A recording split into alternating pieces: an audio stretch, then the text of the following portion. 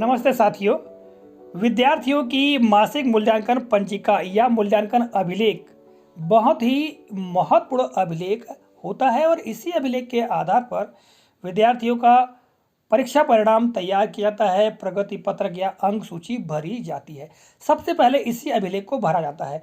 पूर्व के वर्षों की हम बात करें तो इस मूल्यांकन पंजिका में जो खंड बने हुए हैं उसमें अर्धवार्षिक या प्रतिभा पर्व एवं वार्षिक का जो मूल्यांकन है उसका जो खंड है उसमें मौखिक, लिखित, योग और फिर ग्रेड के खंड दिए गए हैं।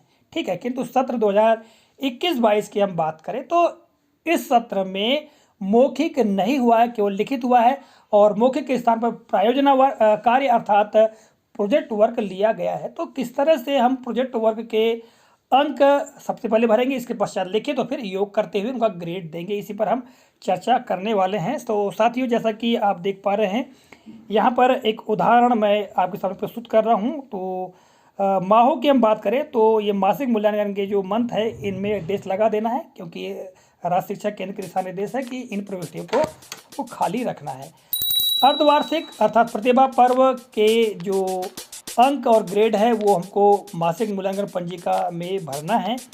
तो साथियों, जैसा कि आप देख पा रहे हैं यहाँ पर मैंने जो खंड मौखिक का था उस मौखिक के खंड में प्रोजेक्ट करके लिख दिया, प्रो करके लिख दिया है। प्रो का मतलब प्रोजेक्ट से आशय है, तो यहाँ प्रोजेक्ट के अंक हमने भर दिए हैं।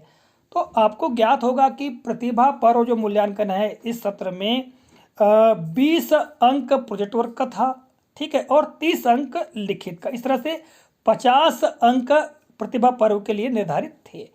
तो यहाँ पर प्रोजेक्ट वर्क लिख करके हमने 20 में से जितने भी प्राप्तांक है विद्यार्थी उनको यहाँ पर अंकित कर दिया है। इसके पश्चात लिखित के अंक अंकित कर दिया है और फिर दोनों का योग करके हमने फिर टोटल लिख दिया है और इसके बाद हम यहाँ पर ग्रेड दे देंगे। इसी तरह से दाहिनी ओर आप देखेंगे तो वार्षिक मूल्यांकन में भी मौखिक के स्थान पर हमने प्रोजेक्ट लिख दिया है, ठीक है, और प्रोजेक्ट के अंक दे देंगे और फिर लिखित में जितने भी प्राप्तांक होंगे उनको हम भर देंगे, फिर दोनों का योग करके ग्रेड भर देंगे। तो इस तरह से जो अर्धवार्षिक है और ये वार्षिक जो है इन दोनों के अंक भरते हुए फिर उनका योग कर देंगे, यानी सकल जो प्राप्तांक हो उनको कर देंगे और फिर उसका ग्रेड दे देंगे। आप देख पा रहे हैं साथियों, अर्धवार्षिक या प्रतिभा पर्व मूल्यांकन खंड में हमने माह लिख दिया जनवरी, क्योंकि जनवरी माह में ही प्रतिभा पर्व मूल्यांकन संपन्न हुआ था। और जो वार्षिक मूल्यांकन के खंड के ऊपर हमने अप्रैल लिख दिया, क्योंकि यह मूल्यांकन अप्रैल माह में होने जा रहा है।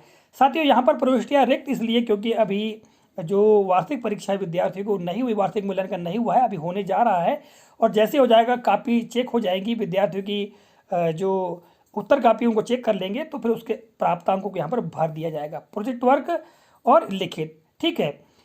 तो इस तरह से आप देख पा रहे हैं कि हम यदि पुरानी मूल्यांकन पंजिका हमारे पास में है तो उसमें कुछ सुधार करके हम जो जानकारियां हैं अर्थात जो प्रोजेक्ट वर्क के अंक, लिखित के अंक आसान तरीके से भर सकते हैं। और यदि कुछ साथियों ने नई मूल्यांकन पंजिका क्रैक कर ली है तो उसमें पहले से ही प्रोजेक्ट वर्क लिखा हुआ है और लिखित के अंक, तो उसमें किसी तरह से हमको कॉलम खींचने की या कॉलम में कुछ सुधार करने की आवश्यकता नहीं होगी। यदि आपके पास पुरानी मूल्यांकन पंजिका है तो भी आप आसान तरीके से ही सुधार करते हुए प्रोजेक्ट वर्क, लिखित और जो कुल भरते हुए ग्रेड दे सकते हैं, ठीक है। इस तरह से साथियों यहाँ पर आप देख पा रहे हैं सह शैक्षिक क्षेत्रों का मूल्यांकन, जैसा कि राज्य शिक्षा केंद्र के दिशा निर्देश है, हमें जुलाई और अगस्त को छोड़ते हुए सितंबर माह से लेकर के अप्रैल माह तक ग्रेड दे देना है। ग्रेड ये चूँकि मासिक मूल्यांकन पंजिका इसलिए 2 में से हमने विद्यार्थियों को अंक देते हुए ग्रेड दिया है। इसी तरह से व्यक्तिगत और सामाजिक गुणों के मूल्यांकन में भी जुलाई अगस्त को छोड़ते हुए सितंबर से लगा करके अप्रैल माह तक हमने ग्रेड दे दिया और यहाँ पर मैंने सुधार कर दिया है, मंथ लिख दिया यहाँ पर है ना, जुलाई, अगस्त, सितंबर, अक्टूबर, नवंबर, दिसंबर, जनवरी, फरवरी, मार्च, अप्रैल, और सुधार करते हुए हमने अंक देते हुए 2 में से जो भी प्राप्तांक है विद्यार्थियों को उसको भरते हुए हमने ग्रेड दे दिया है और फिर अंत में कुल प्राप्त और फिर ग्रेड भर दिया है, ठीक है। आगे हम बात करें साथियों तो विद्यार्थियों की उपस्थिति, तो यहाँ पर भी हमने माह लिख दिया है, जुलाई, अगस्त, सितंबर, अक्टूबर, नवंबर, दिसंबर, जनवरी, फरवरी, मार्च, अप्रैल, और इसमें जो साला लगने के दिवस है उनको भर दिया है और विद्यार्थी की उपस्थिति भी भर दिया है। अभी अप्रैल माह की उपस्थिति हमने छोड़ दिया है क्योंकि विद्यार्थियों की जो उपस्थिति होने के पश्चात अंत में हम काउंट करके यहाँ पर भर देंगे।